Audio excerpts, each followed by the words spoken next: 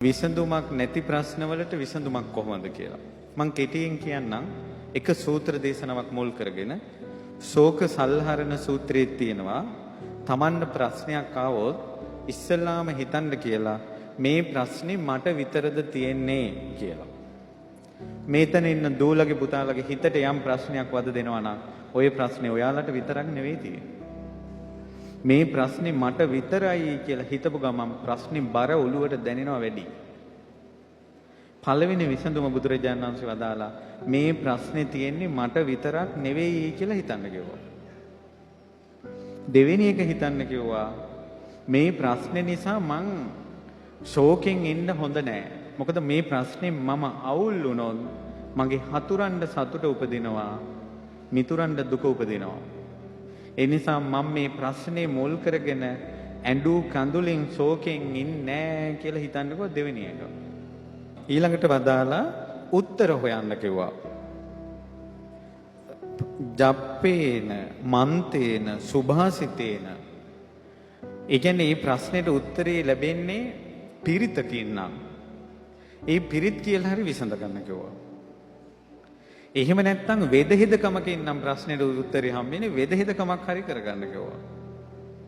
ඊට පස්සේ සුභාසිතේන මේ ප්‍රශ්න වලට විසඳුමක් තමයි කිව්වා සුභාසිත ධර්ම ශ්‍රවණය. ධර්ම ශ්‍රවණයෙන් හිතේ අවුල් ලිහෙනවා. ඊළඟට අනුප්පදානේන දන් දීලා ප්‍රශ්න විසඳ ගන්න කිව්වා. දැන් ගොඩාක් තියෙන අපි කියමු gedara ප්‍රශ්න අවුල් හටගන්නේ බහිරව යෝනි කෝපයක් නිසා නම් නොපෙනෙන ලෝකේ ඒ බහිරවයන්නේ දානේ දීලා පින් අනුමෝදන් කරපුවම මේ ප්‍රශ්නේ ඉවරයි. මලගිය පරාණකාරයෙක්ගෙන් එන ප්‍රශ්නයක් නම් තියෙන්නේ මියගිය ඥාතීන්ට දානේ දුන්නම ඉවරයි. ඒ නිසා දන් දීලා ප්‍රශ්න වැඩි වෙන්න දානේ කියන එක පුරුදු කළොත් ප්‍රශ්න ලියනවා. ඊළඟට තියෙනවා යතා යත් ලබේ තත්තං තථා තත්ත පරක්කමේය.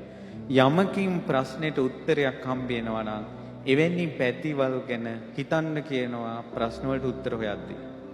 එකක් තමයි ප්‍රතිවිරුද්ධ කර්මය කිරීම.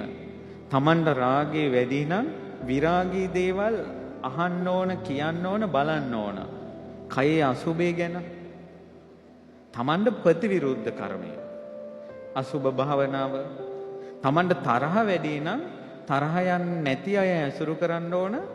ඊළඟට මෛත්‍රිය ගැන කතා කරන්න ඕන. ඒ වගේ ප්‍රතිවිරුද්ධ කර්මයක් කරන්න ඕන. අර ඇඟේ කුෂ්ඨ හැදුනට පස්සේ දානශාලාවක් හදලා පූජා කළේ. ඒ වගේ ප්‍රතිවිරුද්ධ කර්මයක් කරන්න ඕන. ලස්සන විදිහට ප්‍රශ්නයක් විසඳගෙන තියෙනවා මේ එක දුවෙක් මම මතක හැටියට මහත්ය ගොඩාක් බොනවලු. හැබැයි මෙයා ඉවසගෙන ඉඳලා මෙයා මතක් කළා කියනවා මම පුංචි කාලේ ඉඳලා බඳිනකල් චරිතේ නසාගත්තේ නෑ කුමරි බඹසර රැක්කා. බැන්දාට පස්සේ මං වෙන මිනිහෙක් එක්ක හිටියේ නෑ. පතිවෘතාව රැක්කා. මෙයා මොකද කළා තියෙන්නේ? ඒ පතිවෘතාවයි කුමරි බඹසරයි ජීවිතේට මම සුරාපානයක් කළා නෑ. ඒක සත්‍යයි. ඒ සත්‍යානුභවයෙන් මගේ ස්වාමියාට සුරාව මේ අප්පිරිය වේවා කියලා තමයි හැමදාම තේක දෙන්නේ පත් එක අතට දෙන්නේ. මෙයා මේක කරන්න අරන් මාසයක් යන්න කලින් මහත්ය සුරාව නතර කළා. එයා හිතෙන් ඒක කළේ. අපේ එක ස්වාමීන් වහන්සේ නමක් මොන ගෙහුණා. ඒ ස්වාමීන් වහන්සේගේ තාත්තා බොනවා. ඉතින් ඒ රුවන්වැලි සෑයේදී තාත්තගේ ඔළුවට අත තියලා ඒ ස්වාමීන් වහන්සේ අදිස්ථාන කළා මම පුංචි කාලේ ඉඳලා බොන්නේ නැහැ. ඒක සත්‍යයි සත්‍යානුභවයෙන් මගේ තාත්තට මේක අප්පිරිය වේවා කියලා. සත්‍ය ක්‍රියාවෙන් තාත්තට ඒකේ මේවා වුණා. ඒ නිසා සත්‍ය ක්‍රියාව එක පැත්තක්. ප්‍රශ්නයක් ඉදිරියේ සත්‍ය ක්‍රියා කිරීම. ඊළඟ සමහර රාගයෙන් වැටකන ළමයි විරාගී මහා කස්සප මහරහතන් වහන්සේට වැඳලා පුදලා සිහි කළා රාගය හිතෙන් නැති කරගෙන තියෙනවා.